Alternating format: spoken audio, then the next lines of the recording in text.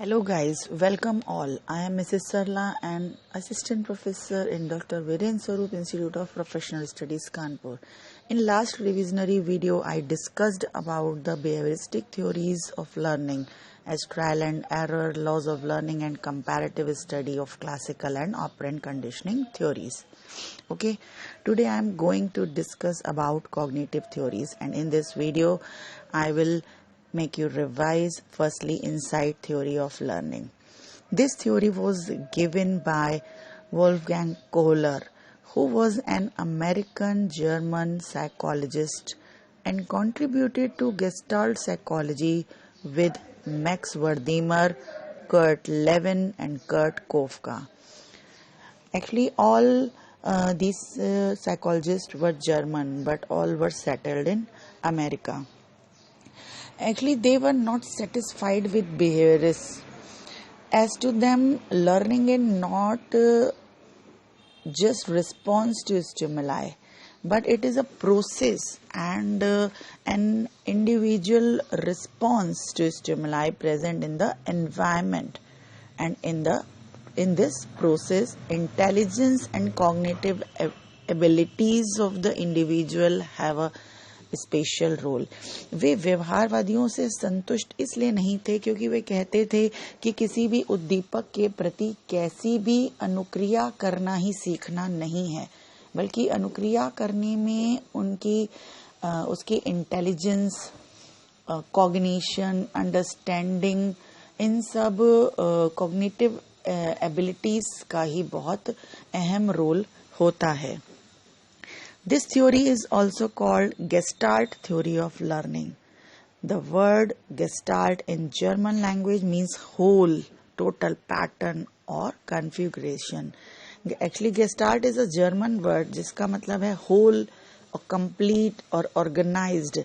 As to Gestaltist, an organisms sees the whole situation as a whole, complete situation को वो एक संपूर्ण के रूप में देखते हैं. यानी कि संपूर्ण परिस्थिति को एक समग्र रूप में जब प्राणी देखता है और जब एक समस्या आती है तब वो होल सिचुएशन को देखकर ही उसका सॉल्यूशन ढूंढता है, न कि इसका किसी एक पार्ट को देखकर उसका सॉल्यूशन ढूंढता है.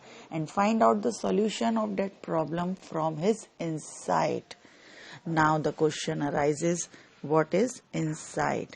Insight is the perception of relationship between an individual, goal and conditions.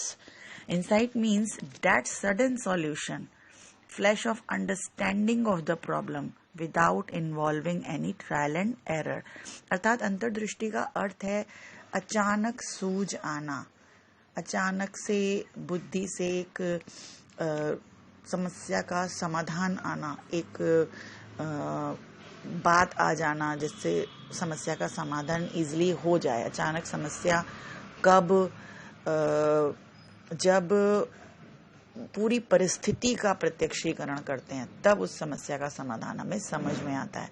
In which there is no role of any trial and error, means to seeing the relation between different aspects in a situation और understanding the central idea of the situation. सूझ से प्राणी यह समझ जाता है कि किस प्रकार से कार्य करके वह अपने उद्देश्य को प्राप्त कर सकता है. It often occurs sudden. So the process of insight is a cognitive process and gestaltians also called insight is aha experience. इसे आहा अनुभव भी कहा जाता है. आहा अनुभव क्या होता है? आहा एक्सपीरियंस इज दैट मोमेंट जब हमें लगता है आहा आई हैव फाउंड इट. हम खुश होते हैं कि हमने इसका आंसर पा लिया, मुझे मिल गया. Okay, now let's see the experiment was done by Kohler. I will discuss the experiment in short. Kohler experimented on apes or chimpanzees. He did many experiments on apes named Sultan. I will discuss only some experiment. In one type of experiment, Kohler kept the hungry sultan in a cage and hanged a bunch of bananas from the ceiling. छत से उसने केले का एक bunch लटका दिया. In the cage he also placed some boxes in different corners. Firstly, Sultan tried to get the banana but he could not reach it and failed. वह fail हो गया, उन तक नहीं पहुंच सका. Suddenly he established a relationship between the boxes and the bananas.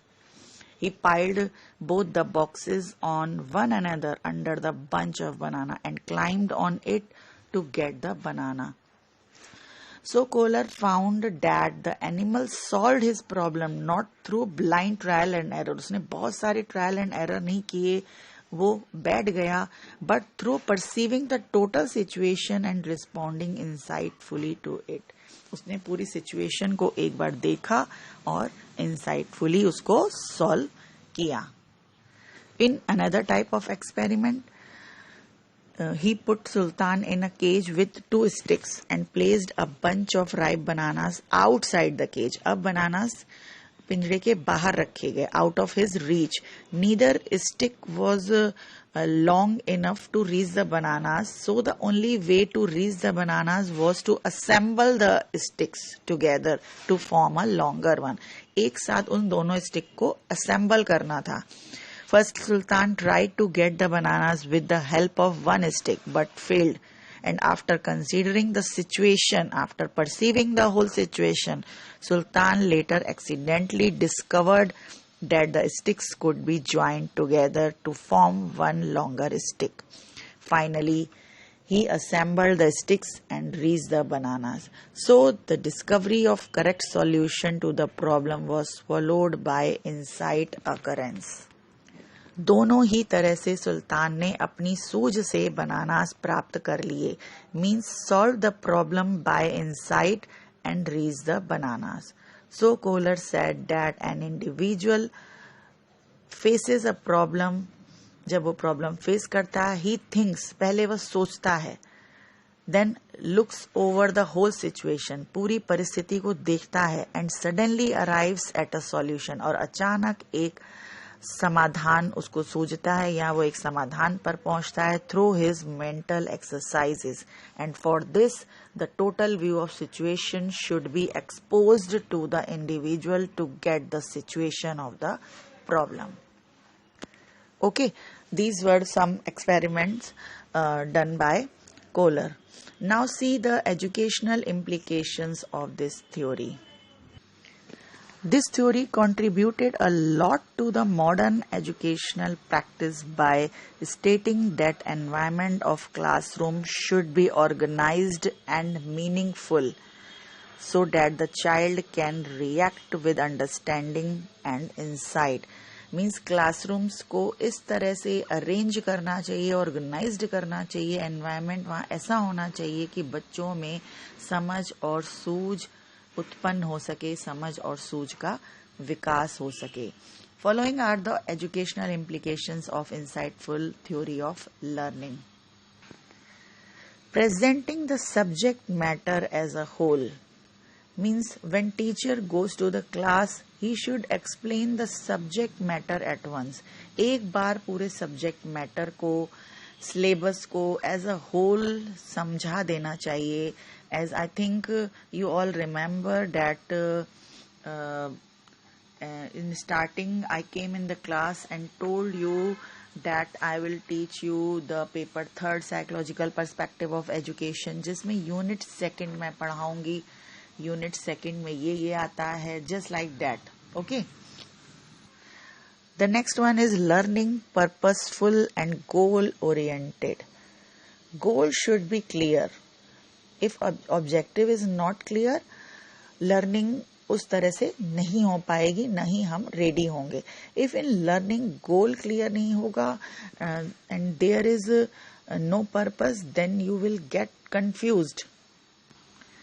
Next one is motivation to the learner. Teacher should always motivate the child for insightful learning. Through motivation, a child will do 100% efforts in getting the solution of the problem. वह अपना 100% देने में जुट जाता है, 100% effort देने का पूरा प्रयास करता है. Next one is encourages reasoning, develops thinking and trains imagination and creative activity. Insight always requires utmost use of mental capability. Therefore, this theory is helpful in improving mental capability, imagination parts, reasoning power, analytical power etcetera, ये सब parts को develop करने में ये theory बहुत ही helpful है. So the teacher should apply this theory during the learning process.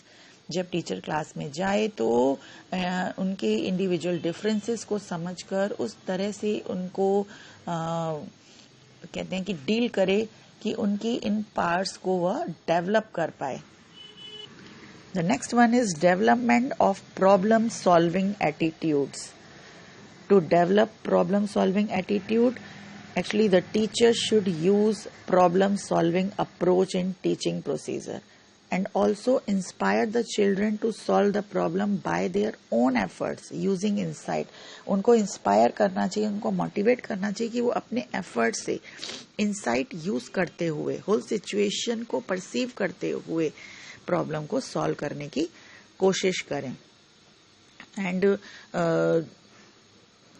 They should give emphasize on understanding, give them a chance to organize the problem in a meaningful manner and establish the relationship between different components. उनको ऐसा environment देना चाहिए कि उनको problem को वो एक तरह से पूरी सिचुएशन को ऑर्गेनाइज कर पाए मीनिंगफुल मैनर में और उसका सॉल्यूशन खुद निकाल सकें.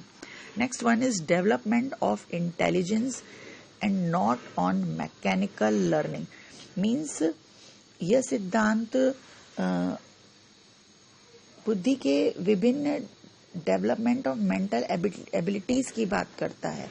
एंड मैकेनिकली मीन्स यंत्रवत ढंग से कंटेंट को लर्न करने का खंडन करता है. इसका कहना है कि अंडरस्टैंड द कंटेंट, उसको समझो, प्रॉब्लम्स को अपने आप सॉल्व करो, not do any kind of रट्टाफिकेशन without understanding. Okay, last one is the theory takes into consideration the individual differences in learning. Each and every child is unique and different. Means every individual has different cognitive abilities. The more intelligent a child is, the more he or she will learn through insight. Thus, the teacher should take care of each child's capacity and ability to solve the problem. So, these are the educational implications of the insightful learning theory.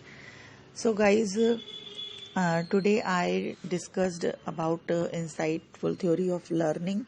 In the next video, I will discuss the hierarchy theory of learning. So I think आपको ये theory समझ में आ गई होगी. If you have any problem or query, then ask me personally.